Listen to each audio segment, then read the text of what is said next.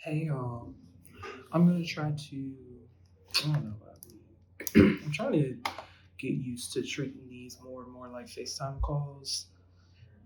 Just working on sounding more natural, being more comfortable in front of cameras, whoop de whoop, all the things that you have to do in order to be a freaking small business owner these days. You can't just have the skills to pay the bills. You gotta do PR, stunts, everything else in order just to run a reputable, credible, efficient business.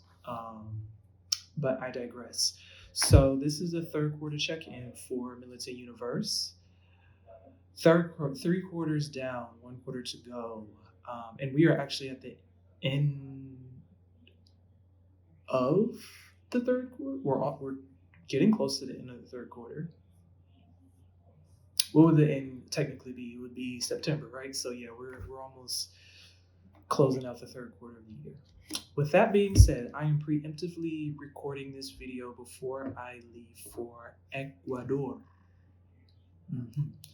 I'll be going back to my favorite place ever in Cuenca, Ecuador. Ecuador. Working on my R's and stuff. And yeah, I'm going there to live my best life, going somewhere that's affordable, going somewhere where I can stretch my USD and live comfortably without having to scrape all the things because that is not my portion, that is not my birthright, and I denounce and reject that, okay?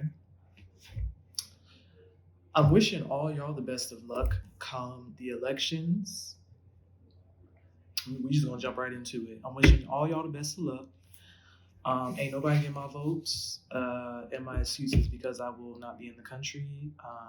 And so I don't feel the need to participate in any of these political rituals anymore. And plus, I gave up voting after I voted for Jill Stein and y'all told me I wasted my vote in 2016. I said, "Oh, y'all playing." So I just, I decided I'm not going to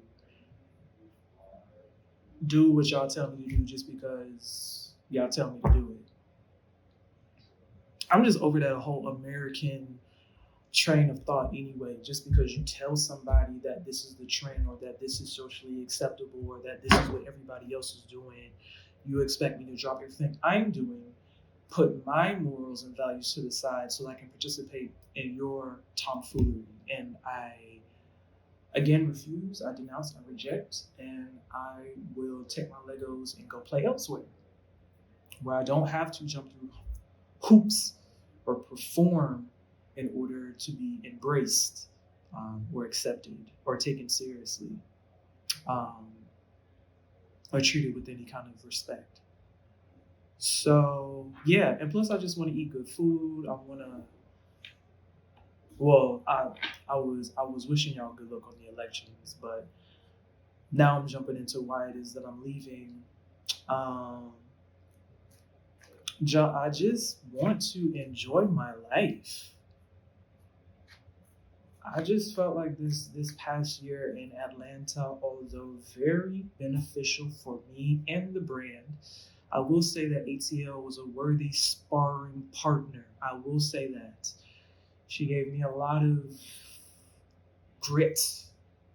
She gave me more cojones than NYC did, which is crazy, right? You would think that the balls would come from my tour day NYC, but no.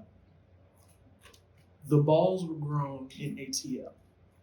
So thank you for that. But I am tired of fighting. I don't want to fight no more. In the words of Martin Lawrence, when he got his ass beat by Tommy the Hitman Hearn, I don't want to fight no more. So yeah, with that, and I don't want to make it seem like, oh, I'm tired of fighting, so I'm leaving. Going back to what I was starting to, I was starting to vent about, I just want to enjoy my life. I feel like I've done the work, the building, the grunt work, the slaying, the persevering. I didn't persevere, honey. And now I just want to relax. Oddly enough, in 2021, for my 31st birthday, I declared my retirement, but I only declared it to like a couple people. And I'm pretty sure they took me for a joke. I'm pretty sure they was like, okay, this bitch, like, she really didn't, flew off her rocker. But honestly, the reason why I declared retirement and I'm actually proclaiming it and being more vocal about my retirement is because I've done everything that I wanted to do. Everything I put my mind to, come hell or high water, I made it happen. Any idea that came to my mind or was placed on my heart, I executed it to the best of my abilities with the resources that I had at the current time, regardless of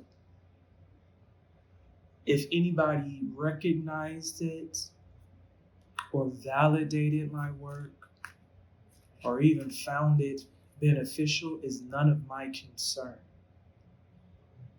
My concern and what my definition of retirement is, you pursue your passions, you do them to the best of your ability, you release the expectations, and then you move on. And also, my definition of retirement is not to be clocking into somebody's 9 to 5 to work 40 to 80 hours a week. That's not something that I wanted to do until I was 62 or 55, whatever the age of retirement is these days. But that's not something that I was willing to participate in for that long, especially given the fact that it's for Black people in America, you got to fight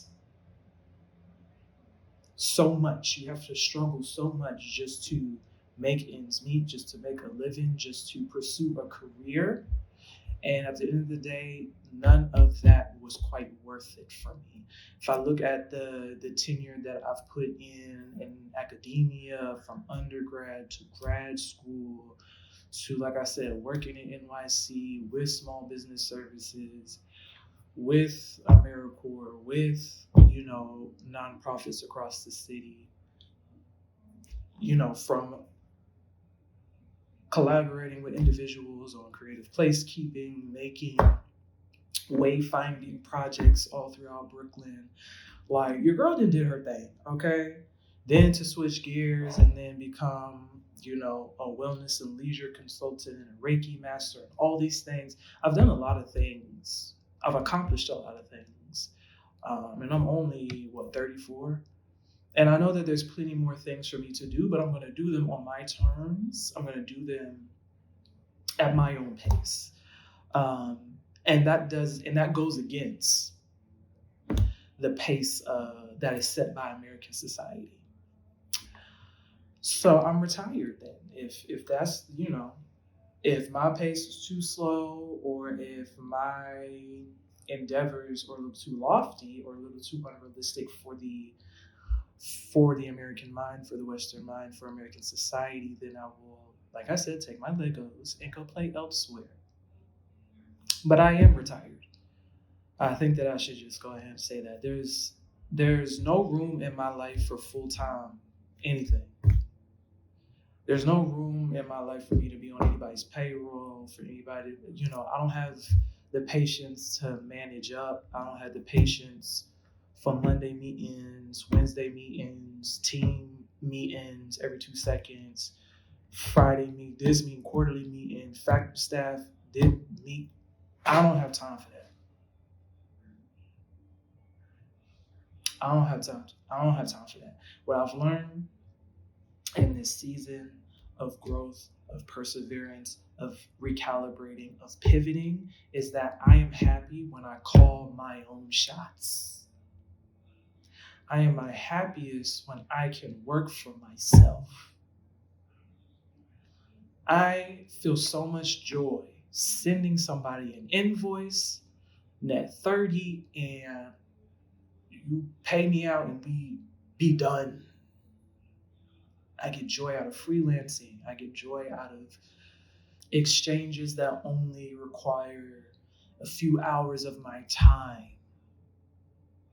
And then I'm adequately compensated for those few hours, and then I move on with my life.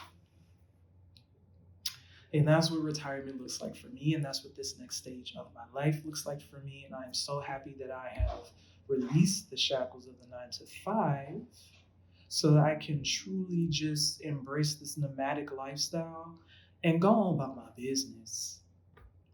And when I look through history at all the eclectic and weird and kooky Black American women, they found their happy abroad. It's sad that we cannot, the kooky and the odd and the bizarre can't be embraced in Western society because Blackness has been relegated to this one, kind of characteristic of being whatever society says Blackness is. Me going against mainstream Blackness, me being everything but what society tells me to be, puts me at odds with the collective. It puts me on the outskirts of the collective. And I'm sure like it'll be one of them situations where in a few years everybody be like, oh my God, what happened to Asia? Oh yeah, she was.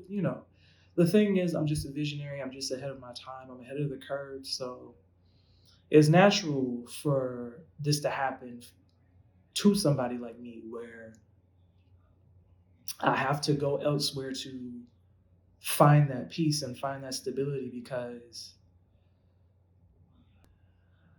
I have to go elsewhere to find that peace and find that stability because unfortunately, Black people in the States have been taught to eat their own if they try to go against the grain. And interestingly enough is I want to get a better understanding of the psychological impact that has on the collective and the generational consequences that has of eating your own. So I bought the Willie Lynch letters of how to train a slave. And this was essentially a manual that was given to slave owners so that they can keep their slaves in check. And essentially, with the manual, it's set up in such a way that the slaves will keep themselves in check if you just kind of like set the framework. And the framework is pretty much, based on shame and guilt. You know what I mean? If you want to be accepted by your master, by your owner, then you're going to do these things. You're going to act this way. So that's why we have a lot of decorum police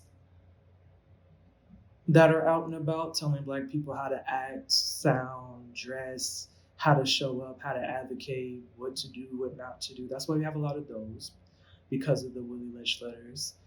That's also why we have a lot of silent envy in the collective, where when you see someone, a Black person who is embracing their special gifts, you internalize it as competition or threat to your livelihood, when in actuality somebody else's mission doesn't have anything to do with you. So why you feel that way so strongly about somebody else who is following their own passions is crazy.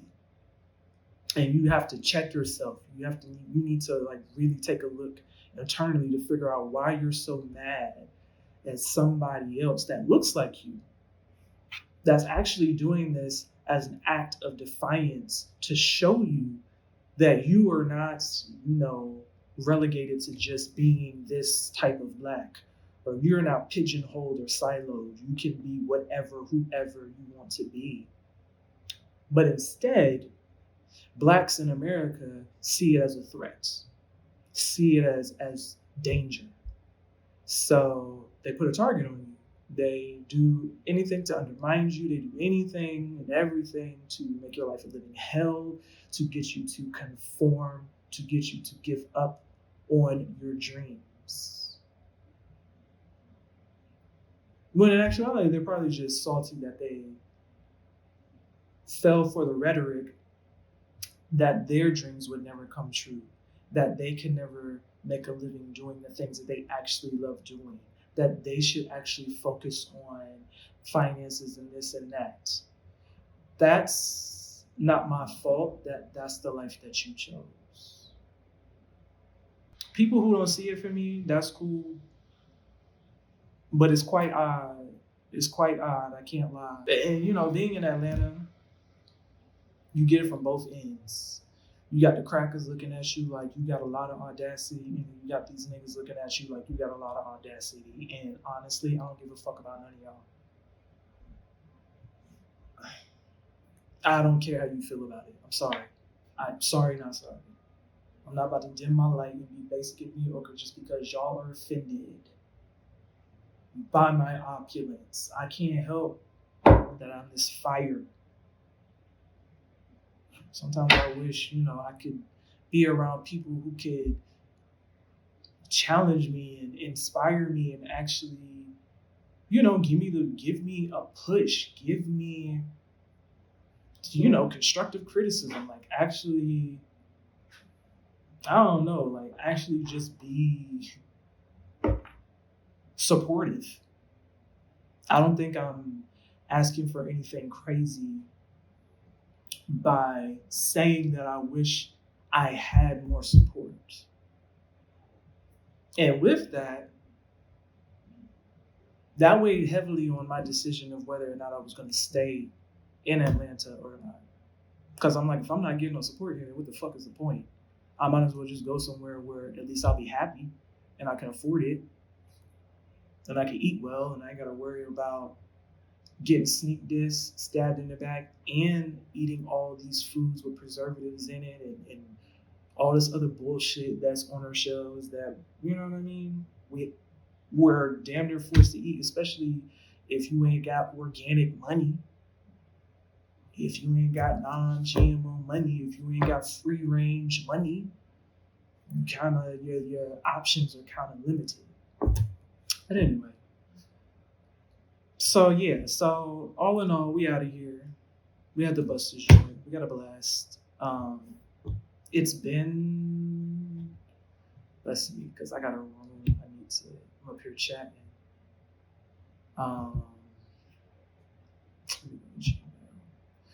But yeah, so Atlanta, she been cute,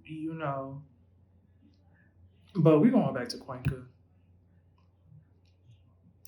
We going back to Ecuador because, girl, ain't nobody got time for this. And then another thing is, I remember, let me say this election is going to be a shit show. And I'm going to wait to probably drop this portion of the video later, closer to the election. But I guarantee you that this election is going to be a shit show. Just because I remember all 8 years of Obama. And I remember the first week that he was elected. I was in undergrad at Valdosta State University, and I was staying in Langdale Residential Hall. And in our communal bathroom, girl, they had wrote on the shower stalls, "Die you niggers." Just because Obama had been elected as president and then was starting many fires in the bathroom. Like every night we outside of the residential hall because somebody has started another fire. Now the gag is they did catch the perp. And this is what I'm saying. This election come this fall is going to be a shit show because the gag is the person who was writing all those slurs in the bathroom and setting the fires was a black woman. It was a black girl. Girl, get me the fuck out of this country. Because, and then on top of that, for 8 consecutive years, because mind you, I'm in school, I'm working in nonprofits, so somehow politics always gets involved. Somehow politics always gets involved. You know how many white people I had to endure walking up to me, and the way they introduce themselves to me is saying that I voted for Obama. I voted for Obama. Like, bitch, I don't give a fuck who you voted for. I don't care. I didn't ask. I didn't ask. Y'all want me to do this shit again with y'all? Please, y'all want me to do this shit again with y'all? All this warring and shit that's going on, and y'all really sit up here hype about this, because y'all are gonna sacrifice that black woman. Y'all want her in office so fucking bad. Y'all are going to sacrifice her. You know how many wars, how many civil unrests are happening globally that the USA has their hand in? And you really think this black woman about to be your savior? Y'all get a fucking grip. Get a grip. Anyway, I have got to go. I've got to go. I've got to go, babes. I'm sorry. God bless. Okay. Like I said, we appreciate Atlanta for all the things that she has given me, for all the strength that she has instilled in me, for the grit that I have gained since being here. But we've worn out our stay here in ATL. We have. Not to mention, just the whole culture here is unhinged. I don't know if there's lead in the water, girl. I don't know what's going on. But everybody out here act like they on, like they got special needs. Especially the men here. I'm like, y'all don't even know how to like hold a regular conversation without, I don't even know what the fuck be going on with y'all. I don't. Like, I can't even put it into words, like, what actually be going on with y'all. But it seems like y'all are like, it gives very slow, it gets very delayed, it gives very IQ of 7, it gives, I don't know what's going on here. It doesn't make sense to have all these colleges in this city, but yet all these niggas is dumb. What are y'all focusing on? What are y'all doing? What enrichment activities are you engaging in to keep your mind agile? Because I'm seeing a lot of niggas letting their mind go to waste in the city. It's a wasteland in Atlanta. It's a wasteland. It's another reason why I gotta go. I need to go somewhere where, you know what I'm saying, the environment feeds me back. I am not being fed here. Anyway, I want to close out with an energy oracle. I've been trying to get this energy oracle out since the whole time I've been sitting here. What else can I say? I'll hit y'all up once I get down there, you know. And you know, I'm still virtual. Like I said, I'm retired, but you know, I still got my little business, honey. That's one good thing about this little stint in Atlanta is, girl, we got the business running, honey. That was my goal. Get this business running. We need her to make some money. Cause baby, I'm not clocking in. I'm not clocking into no more Western jobs. I'm not doing it. I'm not doing the 9 to 5. I'm not doing her. Y'all, I'm not doing the 9 to 5. That shit is so it's a waste of my time. And it's like, y'all motherfuckers want me to waste time in the office. That's the thing. Like, y'all don't even focus on efficiency in the West. Y'all will drag out a fucking project for months and months on end just so you can fill in your 8-hour day. Finish the fucking task so we can move on. This is why I can't do the office environment. You waste time. You waste my time when I can actually be enjoying my life. You want me to waste it on some bullshit? That's crazy to me. Okay, we got the card, girl. I needed to get that out. So here we go. We got cleanse. Okay. Cleanse. Cleansing is a beautiful way to show love and appreciation for yourself, your belongings, and your space. It's wiping away the dust and grime to reveal the shine underneath, bringing a sense of calm, ease, and clarity. When this card comes up, ask yourself, what could use a little extra cleansing? How can you give yourself or your space a little extra love? Cleanse. Cleanse. All right, y'all. That's all I got. That's the third quarter check-in. I hope y'all enjoyed it. Very short, very sweet, to the point. Also happening during Mercury retrograde, so I'm happy I got this message out very, I feel like, clearer than most. Y'all enjoy y'all day. Bye.